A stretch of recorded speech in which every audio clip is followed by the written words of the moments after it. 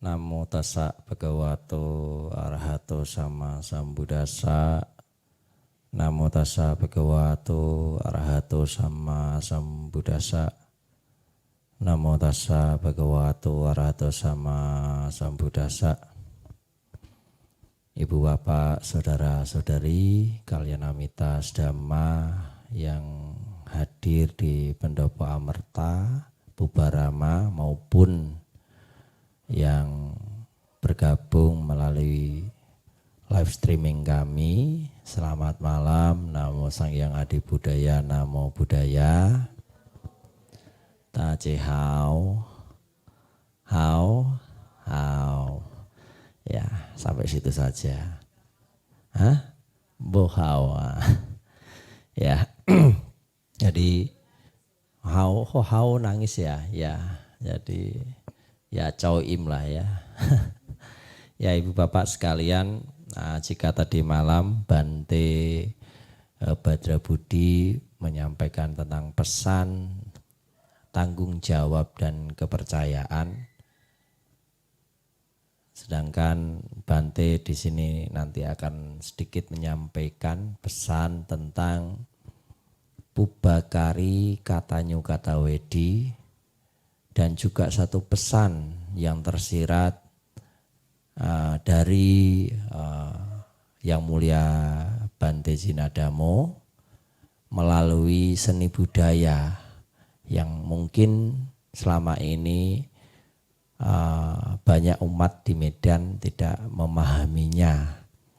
Ya hanya mengikuti tapi tidak tahu maksud ataupun apa filosofi dari seni budaya perwayangan atau wayang kulit yang diselenggarakan selama ini. Ada beberapa judul lakon atau topik di sebelum beliau wafat yang mulai saya hitung dari 50 puasa beliau dari Candi Borobudur sampai yang terakhir kemarin.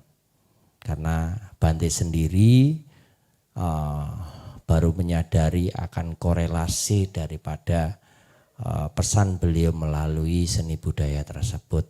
Lantas apakah ada hubungannya dengan agama Buddha? Nah, jadi nanti akan sedikit Bante ringkas karena supaya bisa dipahami bersama. Nah, kenapa tadi Bante mengatakan tentang Pubakari Katanyu Katawedi?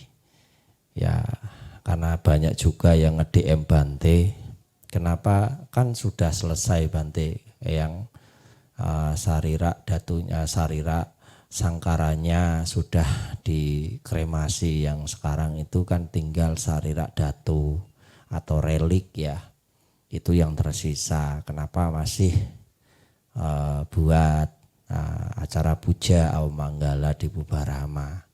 Ada beberapa yang nge-DM Bante di Instagram. Nah, sekaligus menjawab pertanyaan tersebut dan juga memberikan penjelasan kepada khalayak umum mengapa hal ini perlu kita lakukan.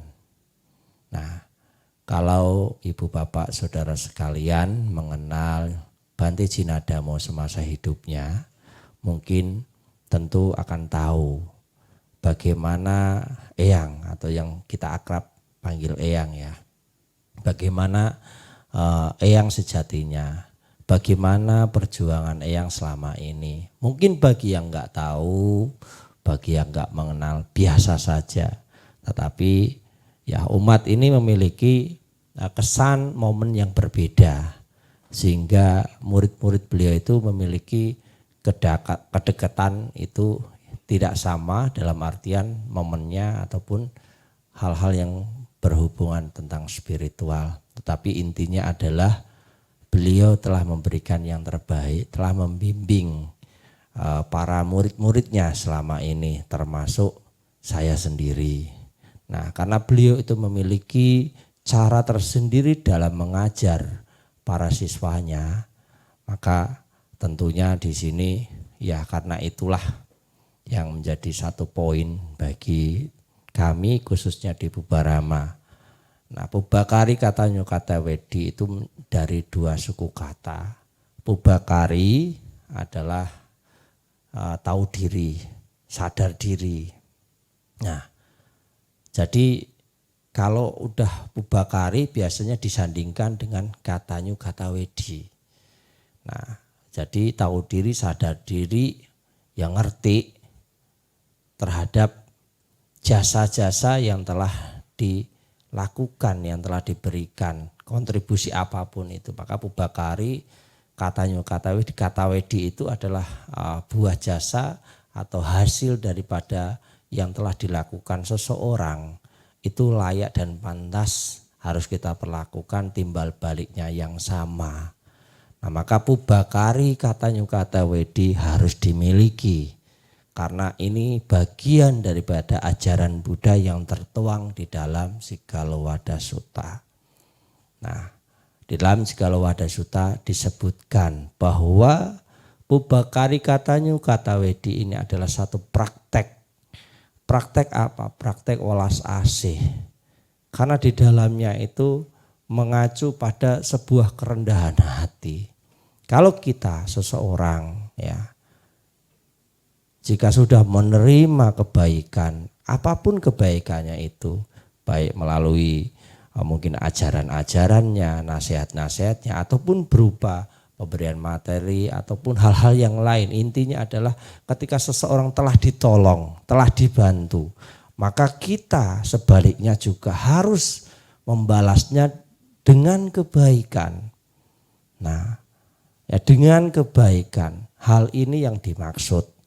Maka kami kalau sebagai para murid ya, khususnya kepada Bhante Jinada hanya bisa memberikan bakti kami, hormat kami melalui ya seremonial puja Awamanggala.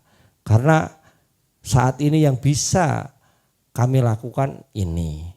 Kita tidak bisa memberi makanan beliau lagi, kita tidak bisa berdana makan kepada beliau. Ya, kita tidak bisa memberikan sesuatu berupa materi ataupun yang lainnya kepada beliau lagi. Lantas apa yang harus kita lakukan? Ya seperti yang sudah kita lakukan dalam beberapa hari ini. Ya oleh karenanya kami dari Pubarama ini mengajak. Ini adalah salah satu latihan juga yang perlu kita tingkatkan, yang perlu kita kembangkan. Kita harus ingat bahwa kebaikan seseorang ini harus kita ingat, ya, harus kita ingat karena apapun kebaikan yang telah dilakukan harus kita ingat selalu, baik itu nasihat, petuah ataupun bimbingan maupun pertolongan bantuan melalui bentuk materi ataupun hal-hal yang lainnya. Karena ini adalah bentuk pengembangan welas asih melalui kerendahan hati kita. Nah, ini untuk melawan, mengendapkan daripada sifat-sifat ego kita atau kesombongan kita. Nah, ini adalah praktik daripada dharma. Nah, jadi oleh karena sebab itu maka mari kita renungkan tentang Pubakari katanya kata wedi ini. Lalu apa hubungannya ya? Tadi ini singkatnya. Kemudian yang selanjutnya tentang beberapa lakon pesan eyang yang diajarkan kepada kita. Bagi yang ngerti mungkin maksud tapi nggak ngerti ya, saya malam ini akan ngejelasin satu poin atau bahasa kerennya hipnosisnya daripada sebuah cerita pertunjukan wayang kulit yang telah diselenggarakan. Yang ini ditujukan sebenarnya bukan hanya sekedar hiburan, tetapi di dalamnya tertuang filosofi petuah yang luhur. Nah, saya mengambil topiknya atau judulnya untuk kami jelaskan atau untuk yang saya jelaskan malam ini namanya Wahyu Pancadharma. Wahyu Pancadharma. Wahyu Pancadharma ini apa? Ada 5 ajaran luhur. 5 ajaran luhur yang harus kembangkan, yang harus ditingkatkan oleh siapa? Oleh semua makhluk yang ada di alam manusia ini. Nah, jadi Pancadharma ini diajarkan kepada siapa dan oleh siapa. Nah, jadi singkat ceritanya, saat dimana terjadi peperangan atau perselisihan antara Pandawa dan Kurawa, nah Yudhistira ini diasingkan bersama 4 saudara lainnya. Ya, jadi Yudhistira ini melakukan pengasingan, ya, jadi menerima hukuman pengasingan selama lama ya. Jadi saat dimana dia melakukan pengasingan ini tidak diperbolehkan untuk bertemu orang dari Kurawa ya. Jadi kalau dia ketemu harus mengulangi dari nol lagi, sehingga segala pergerakannya itu selalu dengan perhatian ya, jadi selalu waspada. Nah, pada suatu ketika di tengah hutan dia itu berjalan, ya kan? Dia terkejut karena menjumpai merpati yang sedang dikejar elang. Nah, merpati ini ternyata bisa ngomong, ya, bisa berbicara. Nah, jadi merpati tersebut itu memohon meminta kepada Yudhistira agar menyelamatkan dia karena dia sedang terancam nyawanya hendak dimakan sang elang. Lantas Yudhistira berjanji akhirnya melindunginya. Nah, berselang waktu kemudian sang elang pun tiba. Sang elang ini ya kan bertanya, kenapa menghentikan langkahnya? Saya ingin memakan merpati ini karena keluarga saya telah menunggu di rumah dan kondisi saat ini sudah menjelang petang, tidak mungkin saya mencari penggantinya. Saya harus memakan merpati ini. Jadi Yudhistira karena sudah berjanji kepada sang merpati tadi menjadi dilema. Ya, dilema. Di sisi lain dia telah berjanji kepada sang merpati, di sisi lain dia iba kepada sang elang bahwasanya dia menyadari dia ditunggu oleh anak-anaknya di rumahnya. Ya, bukan rumah ya, ini sangkarnya lah ya, sangkarnya. Nah, sehingga akhirnya Yudhistira berpikir bahwa menawarkan akan mengganti merpati ini dengan salah satu anggota tubuhnya atau dia akan memotong tangannya sebagai bagian dari pengganti kepada sang merpati. Nah, berselang waktu akhirnya sang Yudhistira menghunus pedangnya, ingin memotong tangannya. Dan saat itu juga sang elang menerjang pedang daripada Yudhistira. Saat itu pula ya, sang elang dan sang merpati ini berubah wujud. Nah, sang elang berubah menjadi Batara Guru. Nah, sedangkan merpati berubah menjadi Betara Narat. Nah, Betara Guru inilah yang mengajarkan, yang memberikan ajaran Pancadharma, maka disebutlah Wahyu Pancadharma. Nah, Wahyu Pancadharma ini memiliki lambang. Lambang-lambang tersebut diantaranya adalah elemen. Elemen apa? Ada yang tahu? Ini ada sandingannya dengan Buddhis dekat loh. Hah? Bumi. Nah, terus api, terus air, terus lah bumi kan tanah tadi sudah ya. Udara, ada 4 elemen. Tapi lambang ya berarti mengartikan.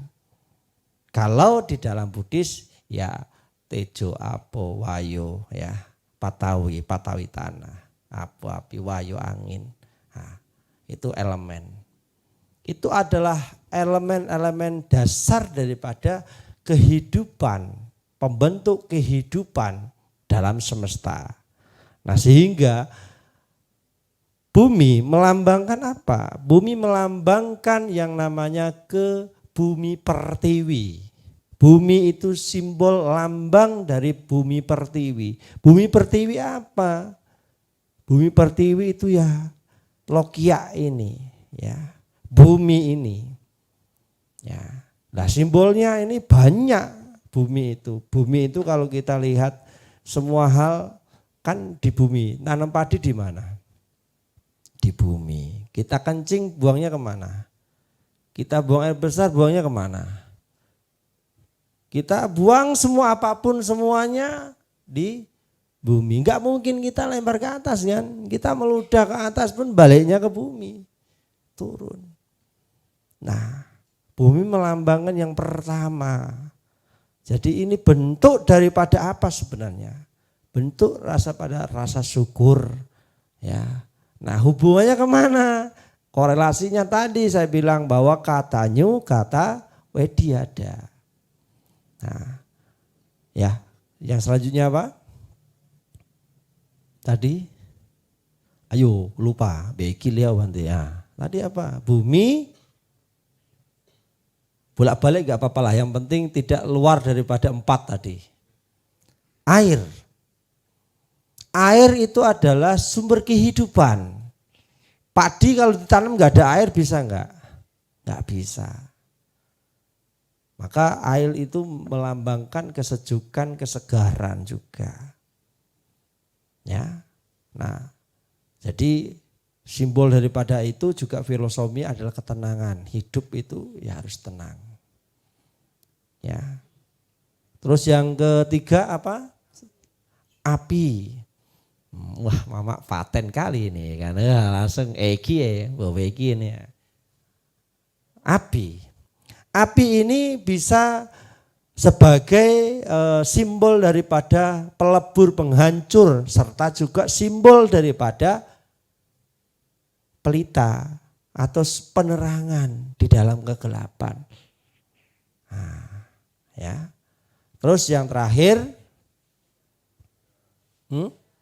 udara. Udara ini yang memberikan kehidupan enggak? Yang memberikan kehidupan baik di dalam kondisi yang sempit maupun yang luas, dalam tempat yang tertentu ya, namanya angin ini memberi. Maka kalau misalnya orang hidup enggak ada udara, hidup enggak?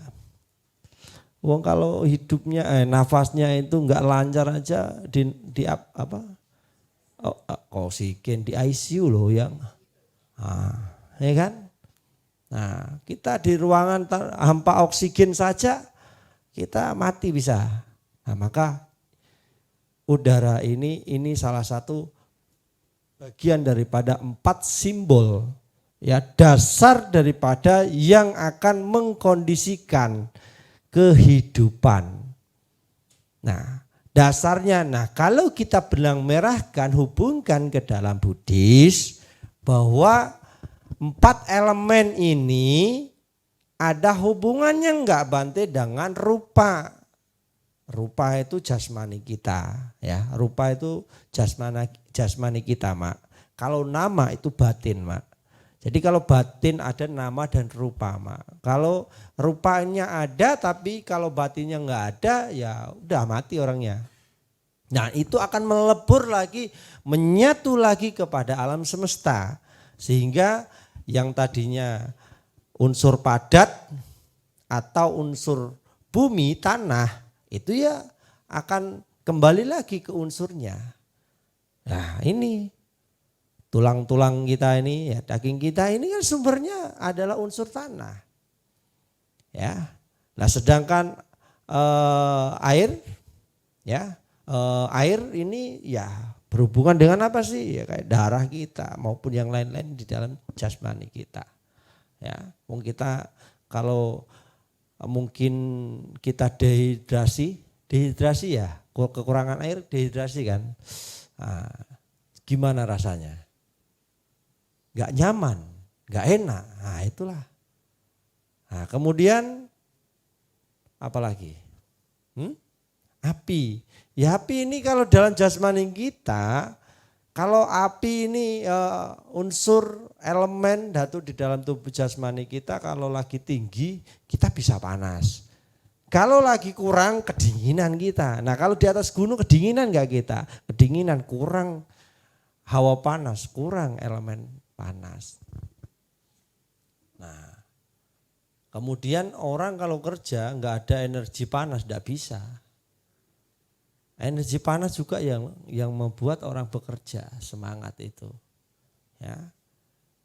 Terus yang terakhir udara. Lah udara ini kan memang berhubungan. Kalau enggak kita hidup nafas kita ini dengan baik, maka bisa mati kita cepat. Nah, coba kita tahan nafas 2 menit. Kayak mana, macam mana itu? Susah kita. Nah jadi sehingga oleh sebab itu inilah ya 4 pembentuk kehidupan dasar daripada yang disebut kehidupan. Nah, lalu ajaran Pancadharmanya apa? Yang pertama itu adalah kita hendaknya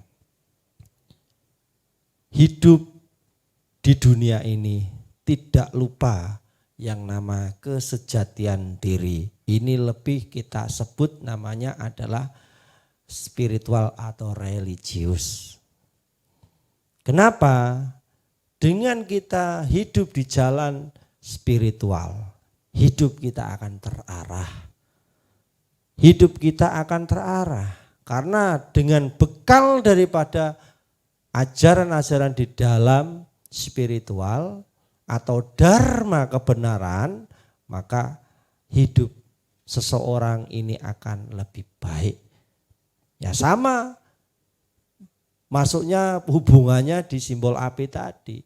Dharma itu simbol daripada pelita atau api, cahaya.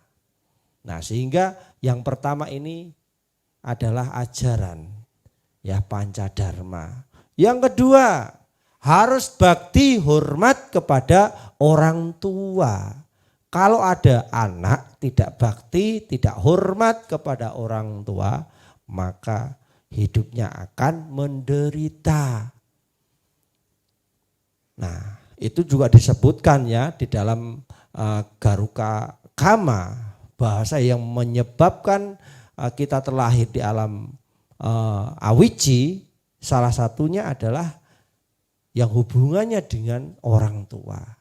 Maka ini menjadi satu poin yang kedua ya. Jadi poin kedua yang harus kita renungkan dalam Pancadharma ini. Yang ketiga, hendaknya hidup ya harus ya hormat, harus menyokong ya kepada para rohaniawan atau para pertapa. Nah ini juga disebutkan di dalam Manggala Sutta. Ya di dalam Manggala Sutta berkumpul dengan orang bijaksana, mengunjungi para pertapa pada waktu yang sesuai, membahas dharma yang pada saat yang sesuai itu berkah utama. Nah yang selanjutnya sudah 3 tadi ya. Yang keempat ya rajin berdana. Rajin berdana. Rajin berdana ini ya beramal secara umumnya lah ya. Dana apapun kepada siapapun kapanpun. Dan yang terakhir, yang kelima adalah membantu mereka yang menderita.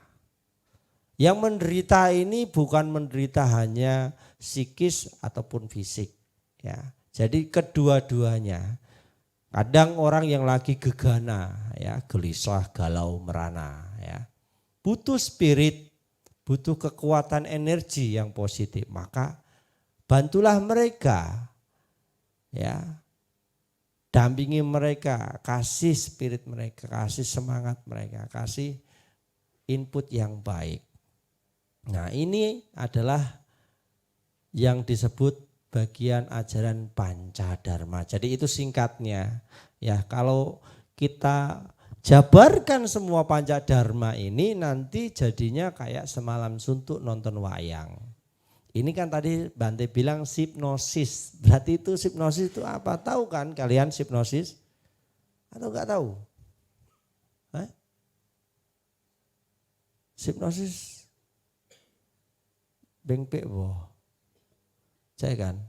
Nah, itu singkatan, ringkasan daripada sebuah cerita.